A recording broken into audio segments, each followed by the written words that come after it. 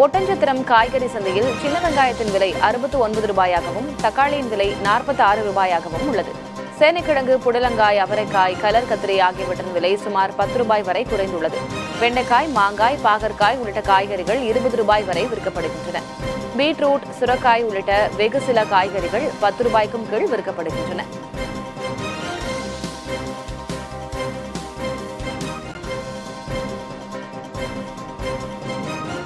ஈரோடு மாவட்டம் மொடக்குறிச்சி அருகே ஒரே நாளில் 3 வீடுகளில் தொடர் கொள்ளையில் ஈடுபட்டதாக 4 பேர் கைது செய்யப்பட்டனர்.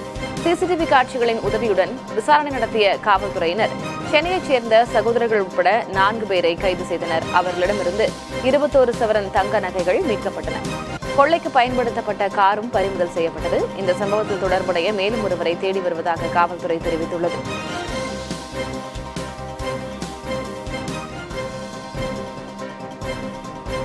தூத்துக்குடி மாவட்டம் விளாத்திகுளம் அருகே பூப்புனித நீராட்டு விழாவிற்கு தாய் மாமன்கள் வழங்கிய சீர்வரிசை அனைவரையும் வியப்பில் ஆழ்த்தியது.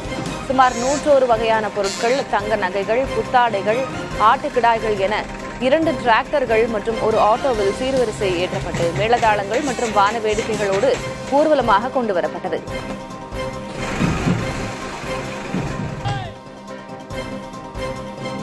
தருமபுரி தொகுதியில் 3 முறை சட்டமன்ற உறுப்பினராக இருந்தவரும் திமுகவின் முன்னாள் மாவட்ட செயலாளருமான ஆர். சின்னசாமி உடல்நலக்குறைவால் காலமானார்.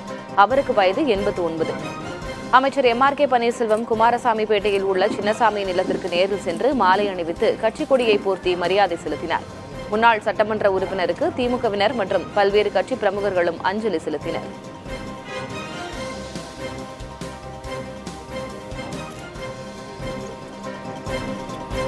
புதிய தலைமுறை செய்தி எதிரொலியாக கோக்கர்ஸ் பள்ளத்தாக்கு பகுதி சூரிய உதயத்தை காண்பதற்காக காலை 7 மணிக்கு நகராட்சியால் திறக்கப்பட்டு வருகிறது. கொடைக்கானல் மட்டுமின்றி வைகை அணை, பெரியகுளம் நகரம், வருசநாடு மலைத்தொடர் மற்றும் அங்கு அமைக்கப்பட்டுள்ள காற்று ஆலைகள் உள்ளிட்டவற்றை தொலைநோக்கியால் கண்டு ரசிக்க முடியும் என்பதால் இப்பள்ளத்தாக்கை மக்கள் பார்வைக்கு திறந்துவிட வேண்டும் என புதிய தலைமுறையில் செய்தி ஒளிபரப்பாகிய நிலையில் நகராட்சி நிர்வாகம் அதற்கான ஏற்பாடுகளை செய்துள்ளது.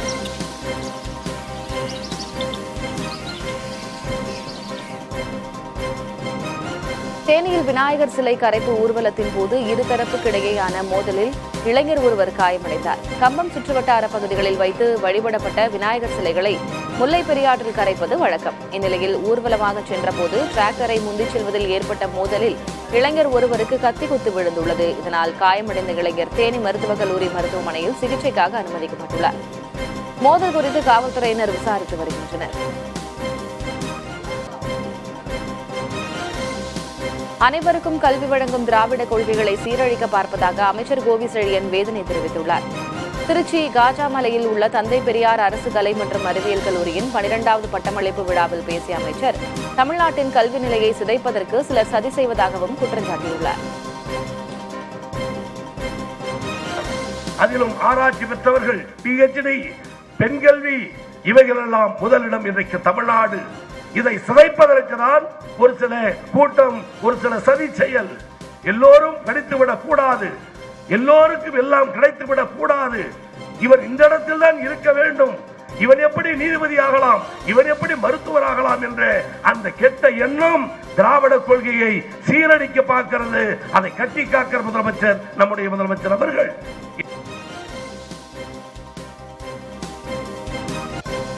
சென்னை சைதாப்பேட்டை வீட்டு வசதி வாரிய குடியிருப்பில் அடிக்கடி ஏற்படும் மின்வெட்டினால் மின்தூக்கியில் பொதுமக்கள் சிக்கித் தவிப்பதாக புகார் எழுந்துள்ளது. சைதாப்பேட்டையில் 19 மாடி கட்டடம் வீட்டு வசதி வாரியம் சார்பில் செயல்பட்டு வருகிறது. இந்நிலையில் மின்வெட்டினால் குடியிருப்பு வளாகத்தில் உள்ள மின்தூக்கி பாதி வழியில் நின்று விடுவதால் உள்ளே சிக்கிக் கொள்வதாகவும் ஜெனரேட்டர்கள் இயக்கப்படாமல் இருப்பதாகவும் மக்கள் குற்றம் சாட்டியுள்ளனர். எனவே அரசு தலையிட்டு நடவடிக்கை எடுக்க கோரிக்கை எழுந்துள்ளது.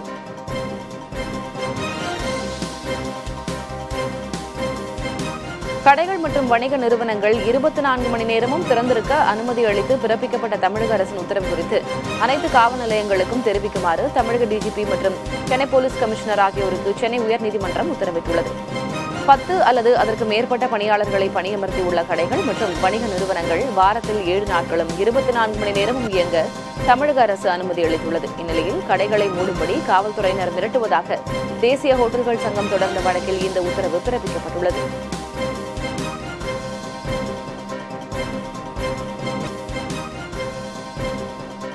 பயணிகளுக்கு பாதிப்பை ஏற்படுத்தும் வகையில் சிவகங்கை பேருந்து நிலையத்திற்குள் மேடை அமைத்து ஆடல் பாடல் நிகழ்ச்சி நடத்தப்பட்டது சர்ச்சையை ஏற்படுத்தியுள்ளது.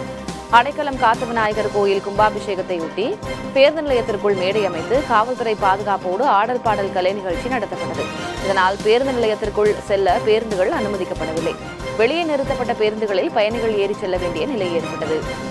ஏற்கனவே புதுப்பிப்பு பணிகள் நடைபெற்று வருவதால் பேருந்து நிலையத்தின் ஒரு பகுதியையே பயணிகள் பயன்படுத்தும் நிலையில் இந்த நிகழ்ச்சி கூடுதல் சிரமத்தை ஏற்படுத்தியது. பேருந்து நிலையத்திற்குள் மேடை போட்டு கலை நிகழ்ச்சி நடத்த யார் அனுமதி அளித்தது என்ற கேள்வியையும் பொதுமக்கள் முன்வைத்தனர்.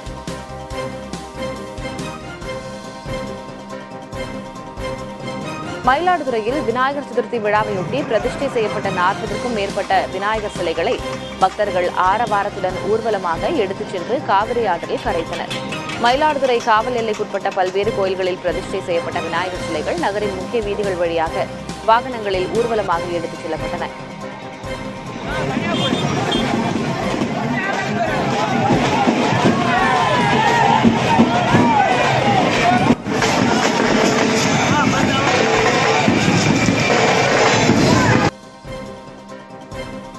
திருநெல்வேலி மனோன்மணியம் சுந்தரனார் பல்கலைக்கழகத்தில் சாதிய பாகுபாட்டால் சக மாணவர்களால் தான் தாக்கப்பட்டதாக பட்டியலினத்தைச் சேர்ந்த முதுகலை மாணவர் குற்றஞ்சாட்டியுள்ளார். பல்கலைக்கழகத்திற்கு இருசக்கர வாகனத்தில் சென்றது தொடர்பாக முதுகலை படிப்பு படிக்கும் மாணவர்களிடையே மோதல் ஏற்பட்டதாக கூறப்படுகிறது.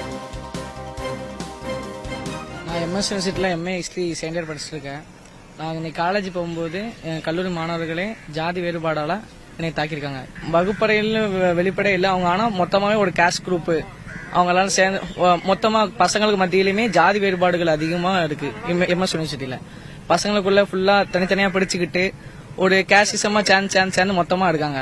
அவங்க அப்படி மொத்தமா இருந்துட்டு இந்த மித்தோள்ள பசங்களை மைனாரிட்டியா இருக்க பசங்களை பூரா வம்பெழுத்து அடிக்க வைக்கிறது, அவங்க கேஷ் பசங்க கூட மொத்தமா சேர்ந்துக்கிறது, ஒரு அராஜகம் பண்ற வைக்கிறது, அப்படியாக இருக்கப்பட்ட நிலையில அதை நான் என் கூட உள்ள என் தம்பியை முந்தானத்து அதாவது செவ்வாய்க்கிழமை அடிச்சாங்க. அவன் பைக்ல உள்ள வாடான் அப்படிங்கன்னு, நீ எப்படி உள்ள வரலாம் பைக்ல, எங்க முன்னாடி எப்படி எங்க முன்னாடி பைக் ஓட்டலாம், நீ என்னாலும் நீ எங்க முன்னாடி பைக் ஓட்டலாம் அப்படின்னு அடிச்சாங்க. திருவள்ளூர் மாவட்டம் திருநன்றவூரில் உள்ள 108 திவ்ய தேசங்களில் ஒன்றான பக்தவத்சல பெருமாள் கோயிலில் 19 ஆண்டுகளுக்கு பிறகு மகா கும்பாபிஷேகம் சிறப்பாக நடைபெற்றது. கோயில் முழுவதும் புதுப்பிக்கப்பட்டு 4 கால யாக பூஜைகளுக்கு பின் ராஜகோபுரம் மற்றும் சன்னதிகளின் கலசங்களுக்கு புனித நீர் ஊற்றப்பட்டு கும்பாபிஷேகம் நடைபெற்றது. கோவிந்தா என்ற முழக்கத்துடன் பக்தர்கள் மனமுருகி வழிபாடு செய்தனர்.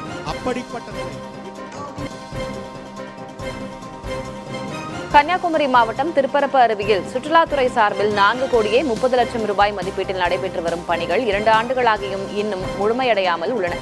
கடந்த 2023 தொடங்கப்பட்ட இந்த மேம்பாட்டு பணிகள் நீதிமன்ற தடை காரணமாக பாதியில் நின்றன. மீண்டும் பணிகள் தொடங்கப்பட்டிருந்தாலும் பணிகள் துரிதமாக நடைபெறவில்லை.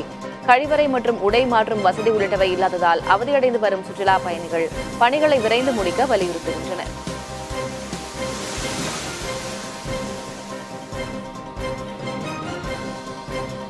உளுந்தூர்பேட்டை அருகே சாலை அமைக்கும் பணிக்கு எதிர்ப்பு தெரிவித்த தனிநபர் மீது நடவடிக்கை எடுக்க வலியுறுத்தி கிராம மக்கள் மறியலில் ஈடுபட்டனர். கொரட்டங்குறிச்சியிலிருந்து கிளாப்பாளையம் கிராமம் வரை புதிய தார் சாலை அமைக்கும் பணி நடைபெற்று வந்தது. அப்போது பழனிமலை என்பவர் தனது சொந்த நிலத்தில் சாலை போடப்பட்டுள்ளதாக கூறி பணியை தடுத்து நிறுத்தினார். இதனால் நடைபெற்ற போராட்டம் காவல்துறையினரின் பேச்சுவார்த்தையை அடுத்து விலக்கிக் கொள்ளப்பட்டது.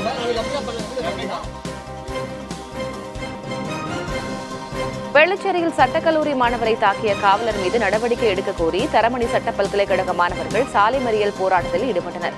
தரமணி சாலையில் உள்ள தேநீர் கடையில் நின்றிருந்த சட்டக்கல்லூரி மாணவரை அங்கிருந்து செல்லுமாறு கூறி காவலர் ஒருவர் தாக்கியதாக கூறப்படுகிறது. இந்நிலையில் மாணவரை தாக்கிய காவலர் மீது நடவடிக்கை எடுக்க வலியுறுத்தி 50க்கும் மேற்பட்ட சட்டக்கல்லூரி மாணவர்கள் வேளச்சேரி காவல் நிலையத்தை முற்றுகையிட்டு முழக்கமிட்டனர்.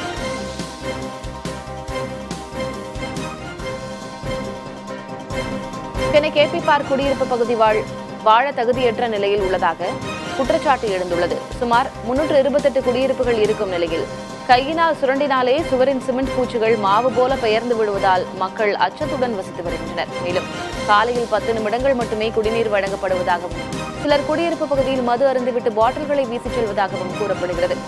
எனவே தமிழக அரசு தலையிட்டு நடவடிக்கை எடுக்க மக்கள் கோரிக்கை விடுத்துள்ளனர்.